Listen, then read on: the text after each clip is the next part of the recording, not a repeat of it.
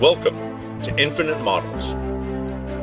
If you like building aircraft, any type of armor, how about prehistoric or current wildlife? Autos of all shapes and sizes and genres, seafaring subjects of all types, and figures, vignettes, and dioramas, then this group was made for you.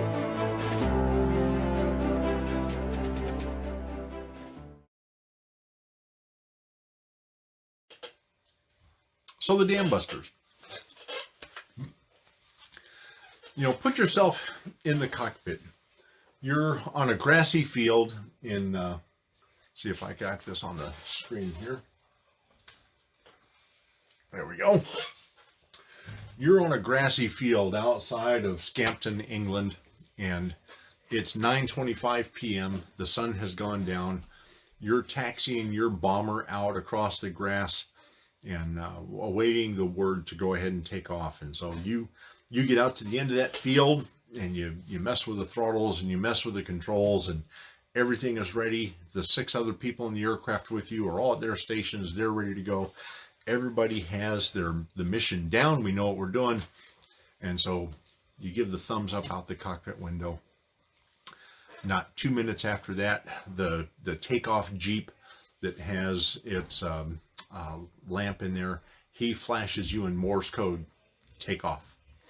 And so you run those throttles up and you start moving down the runway, and you've got a 9,000-pound specialized weapon hanging from your belly. So low it's almost dragging on the ground. And as your bomber gains speed, the tail comes up, it wants to fly, but you hold it down. You hold it down until you get some really good speed underneath you. You can see the fences coming up that separate the sheep fields from your flying field. And you go ahead and start to ease back on that stick, and that Lancaster just slowly pulls up in the sky. And you happen to know that there's real firm regulations against doing climbing turns out of your airfield for several reasons, but the Air Ministry had real vices about safety, right? Now, if you get too steep or too much of a bank, you can lose it, you can stall, you can slide back into the hillside, especially if you're heavily laden with weapons. The 625 Squadron of Lancasters has been operating out of there for the last couple of years of the war, and they had some accidents early, and those things drove the Air Ministry's direction that no climbing turns coming out of your field at Scampton. But tonight, your mission is not going to take place from 12,000 or 14,000 or 16,000 feet while everybody in there is on oxygen. Your mission tonight is that you have to stay at 1,500 feet, 1,500 feet, all the way from the north of England, across the North Sea, or across the English Channel, across Belgium and the Netherlands and into Germany, and head down to the Ruhr River Valley, all at 1,500 feet. You've got to make your approach from 1,500 and drop down literally to the wave tops at 60 feet. Make your ingress, drop your weapon, clear the area, and then 1,500 feet to beat feet all the way home until you're safely back out over either the North Sea or the Channel and England, and you can parallel the coast. Then you can climb back up to areas a little more comfortable flying. But this is your night tonight. And Guy Gibson, the RAF 617 Squadron Commander, did just that. He led 3 aircraft into the air, and as they took off, they went on ahead. They had no choice, but they made a right-hand climbing turn coming out of Scampton. The moon was rising, the sun is down, and that moon is glistening off the North Sea, and it gets their bearing set, and they start off on their mission. 19 modified, heavily modified Lancaster B Mark III aircraft lifted into the air that night to head for the Moan, the Ader, and the Sorp River dams. And on their way to the Moan, this is all in the Ruhr Valley, which was the industrial heartland of Germany, where a lot of their manufacturing took place. Now, the Germans, they're fighting on 2 fronts, right? they're fighting all across Europe, and you've got England and the 8th Air Force, the United States and the Canadians and the Australians are all loaded up in England, and we're fighting across the Channel and the North Sea with the Germans, who are all in this Central European theater. They're fighting up in the Netherlands and Norway and so on, and they're fighting down in the south of France and Italy and across the Mediterranean in North Africa, and way out to their west, they're even fighting the Germans. And so, or the Russians, excuse me. And the German army is going through so much material and equipment that they are desperate to replenish it. And so this Ruhr Valley, this whole manufacturing section, is terribly important to them to replenish their supplies. Improvements are happening with all their equipment, and they are just manufacturing at, you know, an incredible pace to try to keep pace with a war that they're literally fighting on, you know, 5 fronts.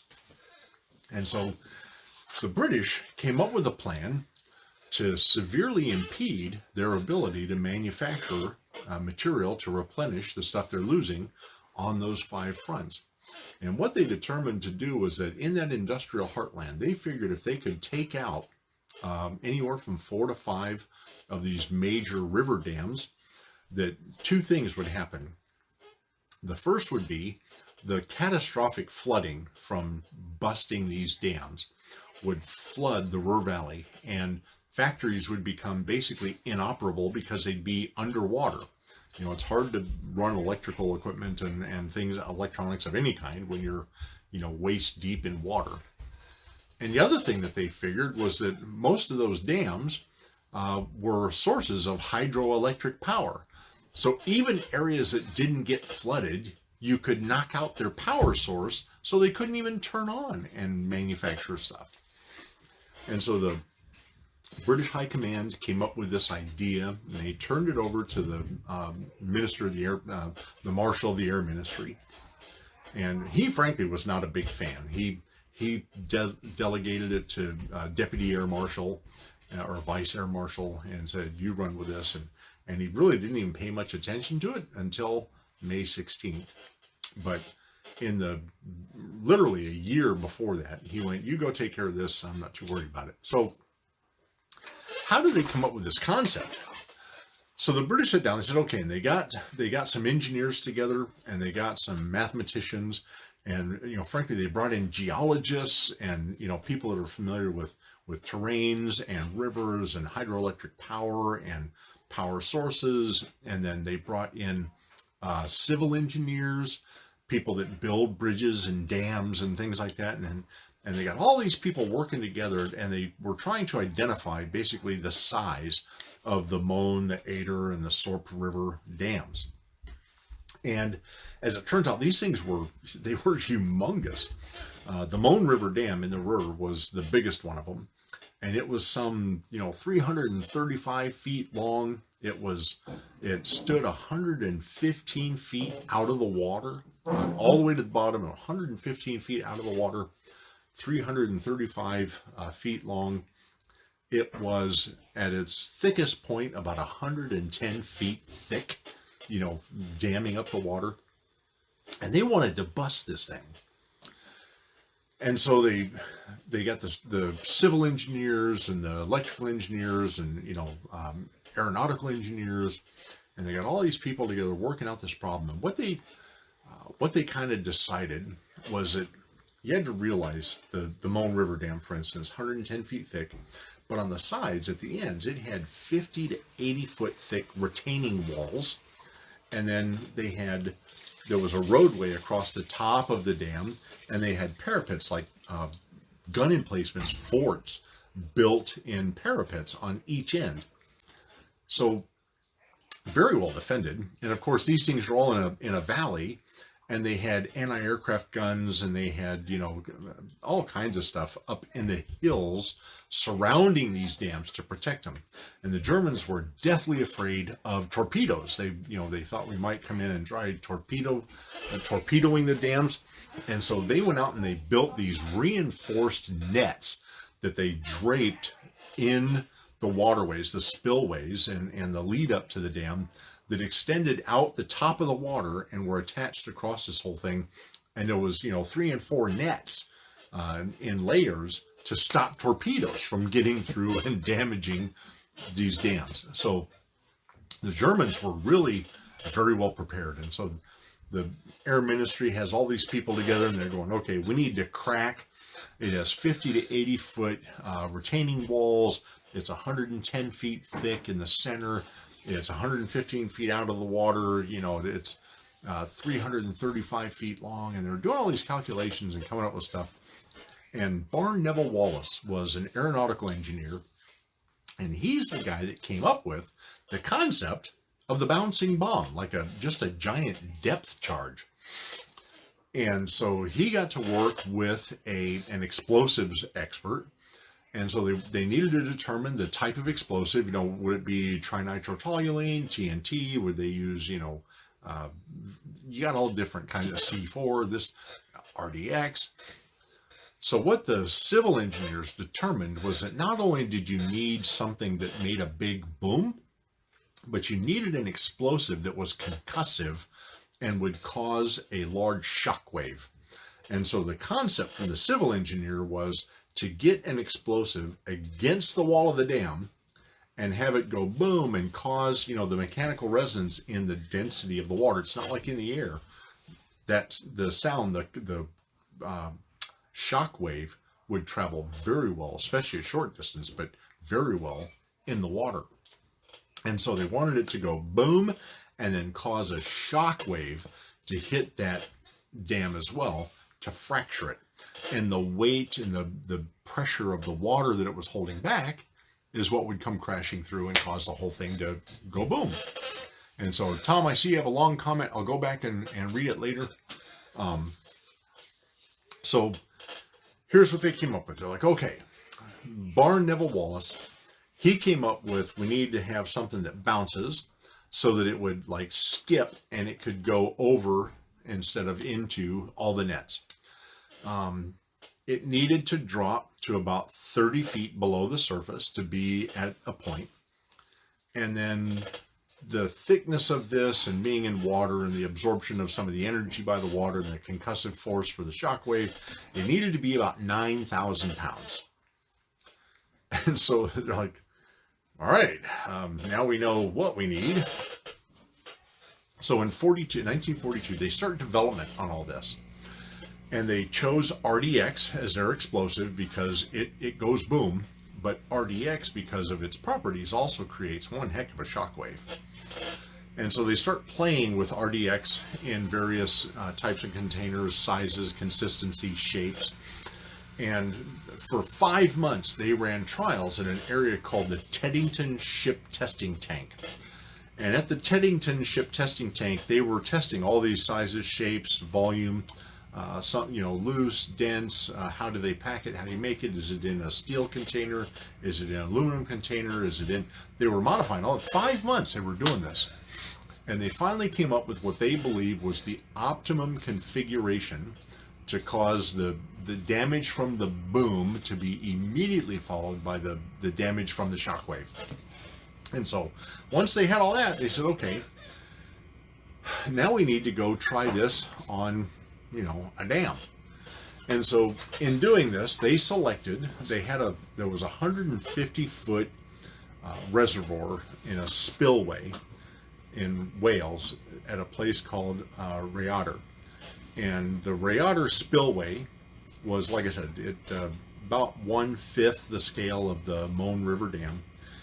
And so this 150 foot reservoir spillway, they took about 1/5 of the size of the explosives and its composition, and they lowered it down into the water. And they didn't mind blowing this thing up because a newer, more modern dam was just down the spillway from it, so they could damage this without, flooding their own citizens. So they go to this place at Rhayader, and they drop this charge in the water, and they got a guy with a plunger, and he's sitting back there, and he goes, fire in the hole.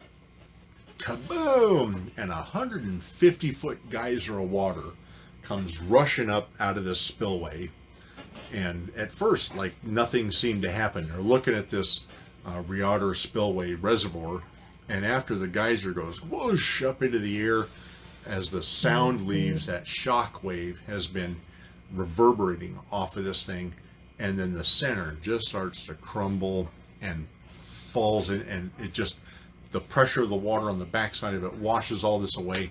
And they blasted an 18 wide by 15 foot deep hole right in the Reotter reservoir. And they went, okay. This was basically a 1/5 scale test in size and scope and composition. Now, if we do this, 5 times larger, we should be able to take out the Moan, the Ader, and the Sorp River dams. But we have a problem. How do we deliver this, right? So they want to figure out what's the best, most effective way to measure this or deliver this. And so they start going over standard bombs, with the casing and the fins. They couldn't drop something with that kind of precision, especially at night. Those things also were not compatible with applying, depth charges to them so that it would go off at a predetermined depth. The fins could also, if they were off even a little bit, they get caught up in the nets. And so a standard finned case bomb was out. Torpedoes were out. And finally they came up with this round barrel that they would set to spinning. And at first they had it set up to spin at about 3,500 RPM. And so they wanted to test out this theory and see if they could make this thing like a skipping stone, and so that it would skip, hit a target, and not bounce off, right? But hit and kind of remain, and then sink and go off the appropriate way. So they had this pilot. His name was Shorty Longbottom, and I'm not kidding. Shorty, nickname Shorty Longbottom.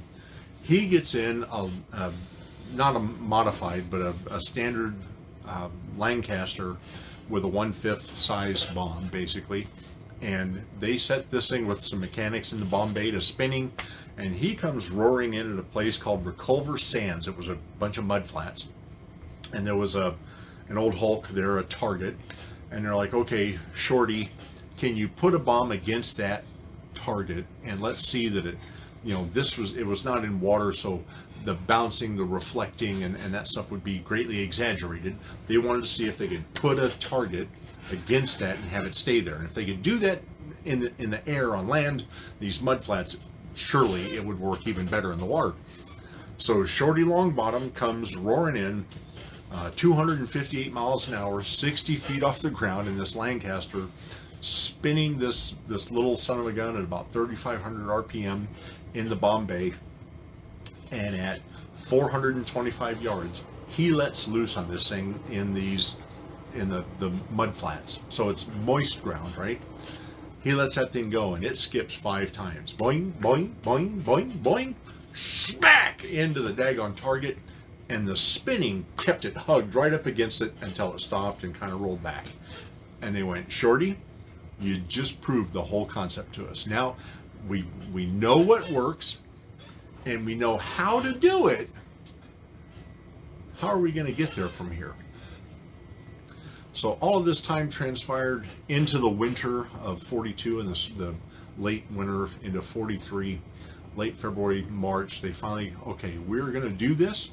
They're moving forward, and they're like, we're going to do this in 2 months. So March of 1943, the Air Ministry makes a decision to move forward with bombing the dams in the Ruhr River Valley. And so here now enters Guy Gibson. Guy Gibson was a squadron commander, B-17 pilot, and in March of 43, he had just flown his 173rd mission over Germany.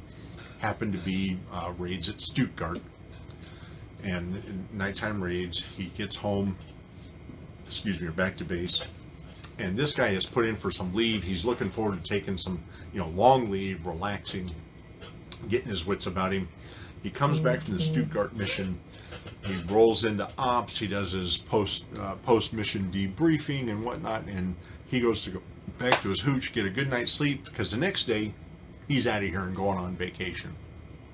Well, A runner was sent out to his hooch, woke him up, and told him that he is to report to the Air Group 5 commander, and his name eludes me right now, but he was a Scotsman. And this Scotsman was really known for being a detail-oriented, hard-charging, hard-driving, perfectionist group commander with all of his squadrons and pilots. He really was a taskmaster and held them to it, but he had very high success rates. And so remember I told you the air marshal couldn't care less about this over the time, so he gave it to a vice air marshal, and the vice air marshal went to this Scottish, group commander and said, I need you to go make up a special squadron to carry out a special mission using special airplanes. So this guy goes, okay, and he taps Guy Gibson, comes back from this mission. He gets told, you report to the Group 5 Air Commander first thing tomorrow morning. So Guy Gibson reports to this Scottish, wing commander, and the wing commander says, okay, we are putting together a special mission to a special location using special airplanes, and we're going to do it in 2 months. And I need you to go put together a squadron. We're just going to stand it up. But now, again, this is spring 1943. World War II is in full motion, right? The British are doing nighttime bombing missions all over Europe. The 8th Air Force is running daylight missions all over Europe. We're fighting the Germans on every corner. They're trying to come. They're sending V1s and V2s across the channel, trying to break our backs. And so the Air Ministry didn't want to take a whole bomber squadron out of commission to set this up. So the instructions to Guy was, without making any one squadron, really too weak. So don't rob Peter more than you do Paul, but go throughout. You may handpick your crews. We will stand up the 617 Dambusters. They didn't tell him that at the time, but we will stand up the 617 squadron. We're going to fly out of Scampton, where the 625th Air Group is, but you handpick the crews. So he goes out and he picks 21 crews, 7 men per crew. So he brings in, 147 guys. He brings in 147 guys to start training for this mission. Now, again, I'm going to tell you, this is really kind of the funny part. So the United Kingdom, World War II, 1943, the Air Ministry has really strict regulations on what you can do flying over the country. The countrymen had been through the Battle of Britain, London bombing, the fire bombings. The Germans had come across from the north, across the North Sea, and they had, across the North Sea, and they had bombed a lot of northern England. They'd come in from the Netherlands and stuff, like I said, across the North Sea. So the people in the UK, all the way up to Scotland, Ireland, they were all nervous wrecks, right, about being bombed by Germans. So they had really strict regulations about no low flying, don't scare the people. So no low flights. You couldn't make climbing turns out of your airfields, just straight away, gentle. Get your speed under you. Don't stall. Don't crash. And don't cause blue on blue, right, kind of damage. So many restrictions. Well, here's this 617 squadron, and all they know is their mission is going to be like literally in the mud. They don't know where, they don't know what mud, they don't even know it's a river, they don't know it's dams. All they know is everything we're doing is low. And they are told for the next 2 months to fly as low as they possibly can all over England. So these guys are taken off out of Scampton. And so when Guy Gibson starts the recruiting, he brings in these, 21 crews, 147 guys, 3 aircraft, modified Lancasters, the B Mark III, are already in place. So they're rotating, taking turns, flying the dog legs off these airplanes. They gradually keep getting more until they're outfitted. They got 21 bombers, 21 crews. And these guys are flying daylight, low-level missions all over England. They are scaring the hell out of flocks of sheep, cattle. They got people running crazy, ducking. the forlorn lovers in a hay bale out back. Yeah, I'm sure there was really some exciting moments in between, because you've got these Lancasters that are roaming around the countryside at 60 to 100 feet, 4-engine bombers. And then, so in every village, in every town, in every burg, you've got the local Bobby, right? He knows the rules. He knows that they're not supposed to be flying low. The local policeman, right? The copper, the Bobby. So whenever one of these Lancasters would roar over town, he's pulling out his notebook and he's writing down the tail code AJ, right? And he'd get back to the office and he would call into the Air Ministry and he's lodging formal complaints about these bombers flying at low level when this is strictly forbidden over England. Well, at this time, because of what was going on, the Air Ministry was just kind of ignoring all those complaints. And these guys for 2 months were flying all over England at low level. So then that started in March, and in late March and into April, what they started doing was they were running mock attacks on lakes and dams and reservoirs all over England. And what they were practicing doing is that another bomber would be like a spotter, and this bomber is doing the mission, and the spotter would give a radio call, and the guy doing the mission would have to literally pop down onto the deck, wave top level, and then practice dropping a bomb they didn't even know what would be carrying. This was their practice. They're doing this over lakes, over reservoirs, on dams, and they're doing this for like 2 months. Well, towards the end of that 2 months, you get to the end of April and into early May, they went, okay, guys, all the flying you've been doing, all this practicing, low level, dropping a heavy weapon, now you have to do it at night. And so they start flying, night flying. That's all they flew. So again, low level, 60 to 100 feet. And at first they started over the flat fen area surrounding Scampton.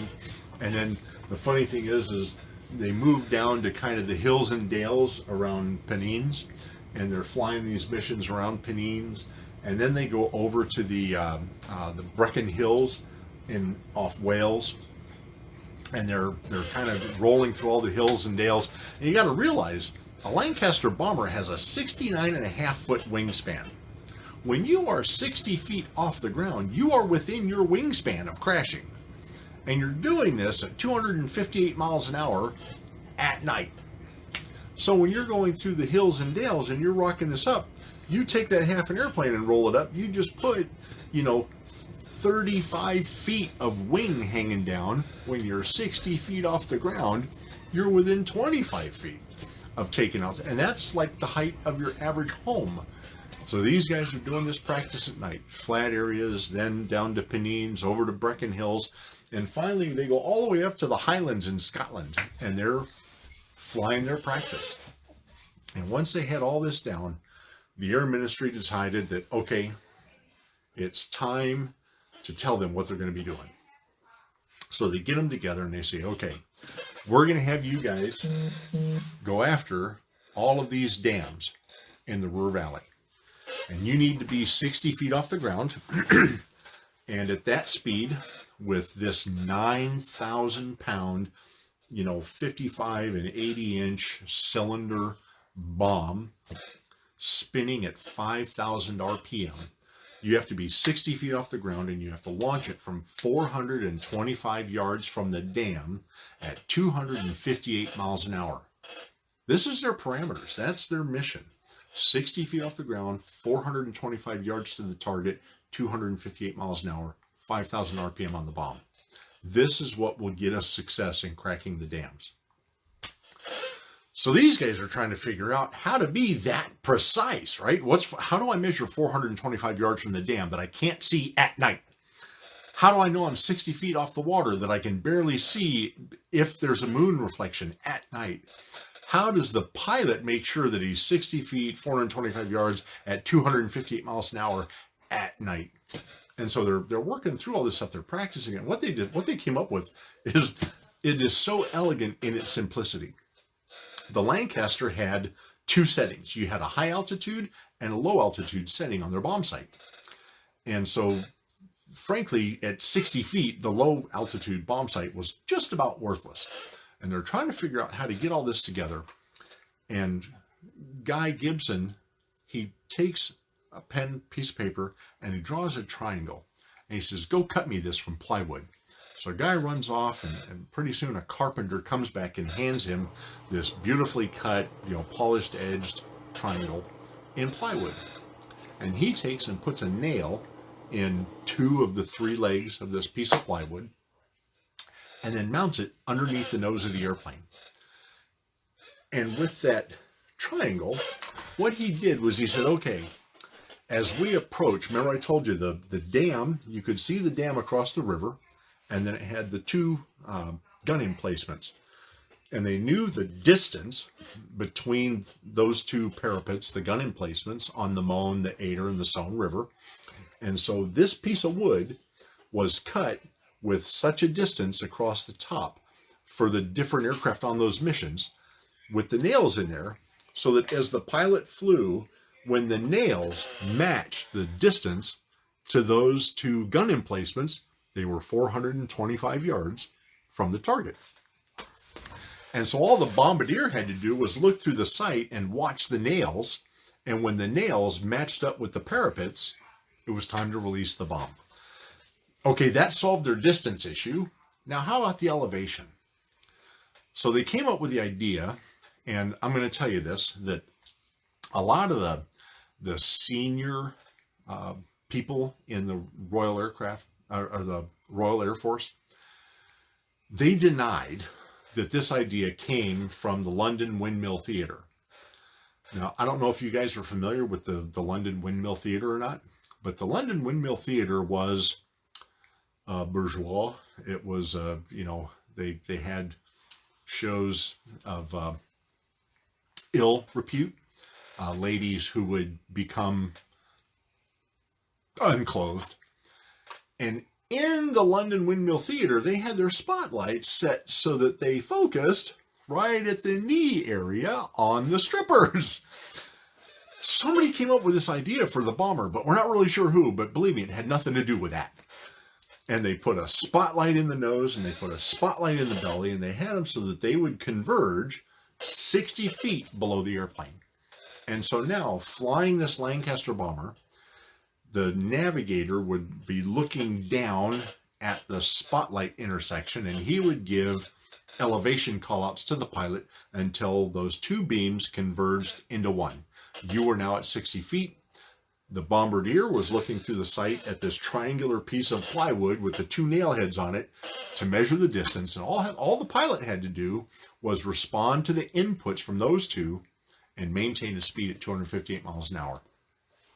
So this is how we got all this together. And then they pulled them together and said, okay, guys, here's your mission. And so what they called for was there was 3 waves to take place. 19 aircraft, 3 waves. The first wave I've got here in blue, the second wave in red, the third wave in brown. And if you follow these on the map, what you'll see is the first wave takes off out of Scampton, and they fly south basically along the coast of England, and they come down to a point just north of the Thames River, which leads into London, and then they turn to the east and go across the English Channel, enter in Belgium just south of Antwerp, and they fly across Belgium and the southern end of the Netherlands until they get to their initial point here just outside of Germany. And then they're going to break to the southeast and head down to the Ruhr River Valley and start cracking some of these dams. So the first wave, this is their flight path. Shortly after they take off, the second wave is going to take off, and because this path is already known and the defenses would be alerted, the second wave will take off out of Scampton and head almost directly east, but across the North Sea, not the English Channel. They cross the North Sea. Now, the Germans had a night fighter airfield up in northern Netherlands, and this chain of islands that comes off the tip of the Netherlands, they put a lot of outposts and stations, relay stations up there. So they come across the North Sea, and just before they come across this chain of islands in the Netherlands, they break to the southeast, and they split the difference between an outpost and a night fighter base to head down this large inlet before they get over mainland Netherlands, where they'll bend again from south back to the east to about the same initial point and begin their run to some of the northern dams on the Eder River. First wave should have already egressed, second wave is making their attacks, and the third wave follows about the same path as the first wave. They come south down England, across the English Channel, enter in western Belgium, fly across Belgium, the Netherlands, and now they had two targets on the Sorpe River, and where I wrote Valley in Ruhr Valley, there another purple dam should be there. So they come down and they will hit a Sorpe River dam, and then they go south and back to the west, and there's a secondary target for them. And so this was the mission scenario for the night. 9:25, they take off, they get up in the air, they're at 1,500 feet, heading across the coast. First wave enters Belgium, and as soon as they cross the coast, the German anti-aircraft artillery and the flak just boxes those bombers in. They were in a loose V, 1,500 feet, and blam, the third bomber gets taken out just by flak. They hadn't even gotten in country, feet dry. They lost one of the bombers. Guy Gibson pressed his attack. When he got down and made his first run, he wound up taking so much damage, and he dropped his bomb at about the right location, the right distance, from the right height. His speed may have been a little bit off, but it did impact the dam, and it sank, and it did explode. It didn't crack. And the second plane was ordered to press his attack, and so he rolled in while Gibson's trying to kind of escape and get away. Now the Germans are fully aware that the British are there, of course.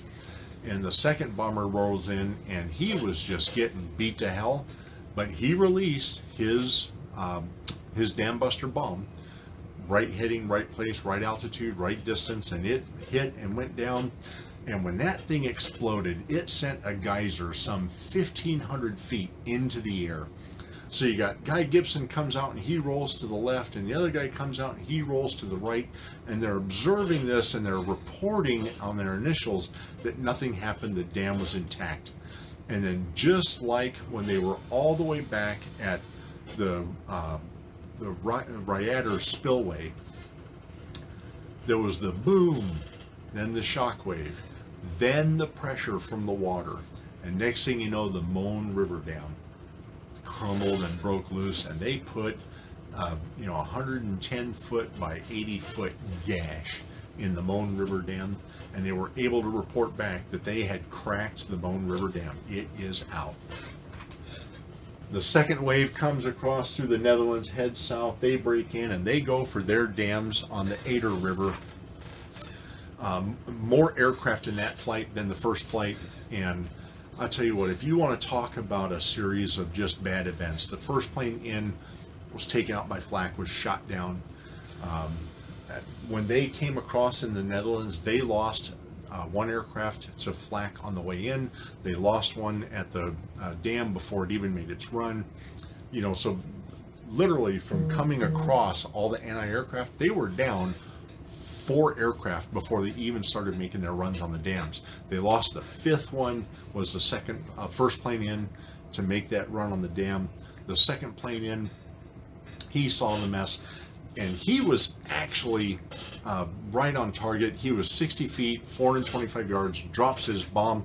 It goes skipping up, hits the dam, sinks, and they didn't even think it went off. Literally nothing happened. He rolls out, but the assault he took from the Germans was unreal. Third plane, told to press his attack, rolls in, and here's where the first real measure of goof went with these bombs. This guy, he saw when the second plane pulled up and was pulling away, that's when everything from the hills and the surrounding areas just converged on his bomber, and they had him boxed almost immediately. He was just taking shots like it's cool.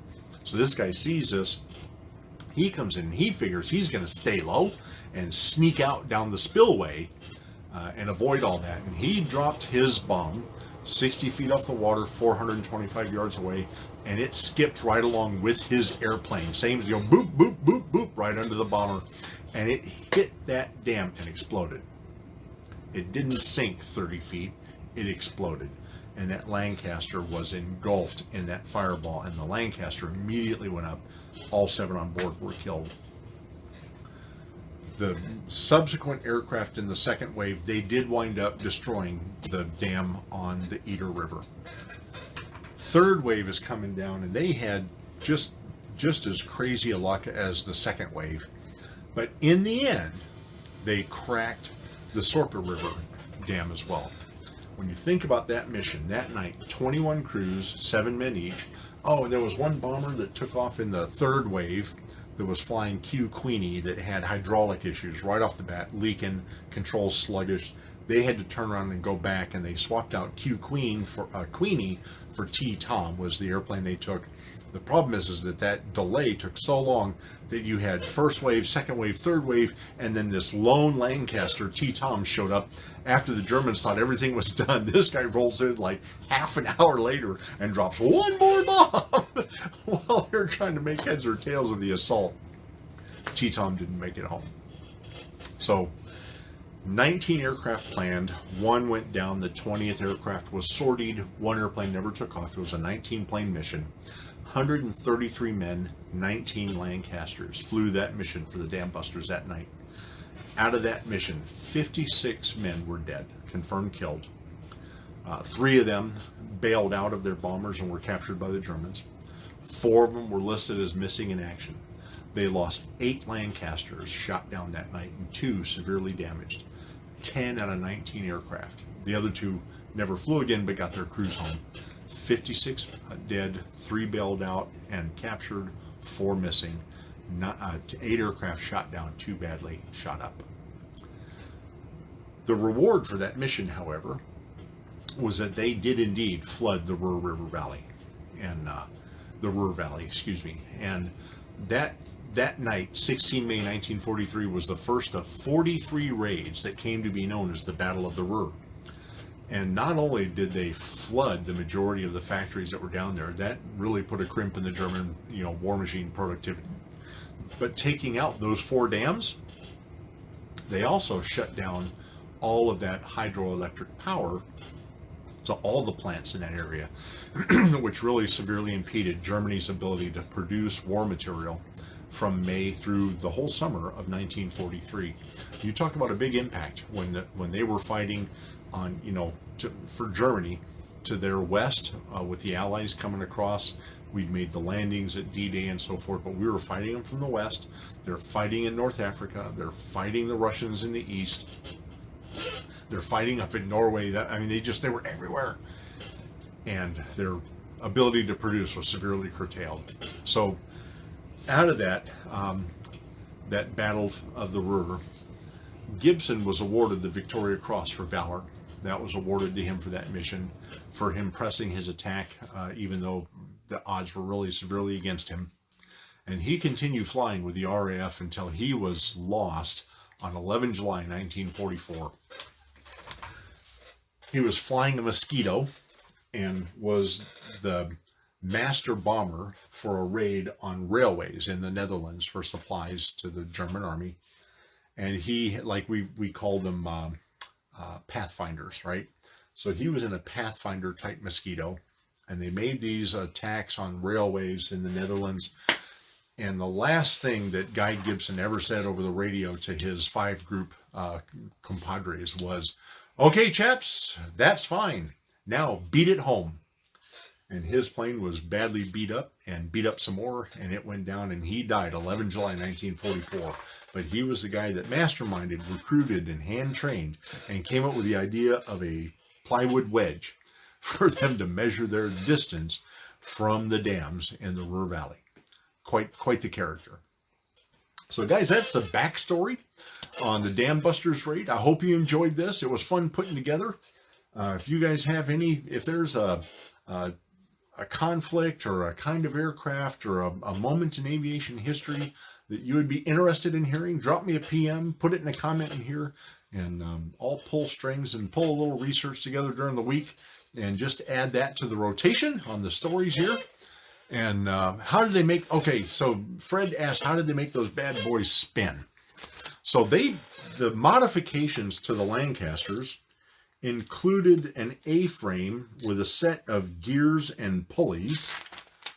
And I'm going to try to hold this up, Fred. It'll be backwards, but So they built these A-frames with a set of gears, and there was a chain that went to a motor. And so as soon as they started flying, this motor would turn this take-up wheel attached to this chain, which went, the spindle for the bomb off of this frame, off the bomb bay. And they got that thing, it would slow at 9,000 pounds. It didn't start like that. When they took off, they would start that thing going, and they got it to a constant 5,000 RPM, and that's how they got them to spin. So, guys are enjoying the story. Good to hear your feedback. I appreciate it. And Edward, thank you, my friend. So it is ingenious, Mark. Sometimes, the simplicity, the elegance in the simplicity is just amazing. So I found this story really fascinating, and just wanted to share it with you.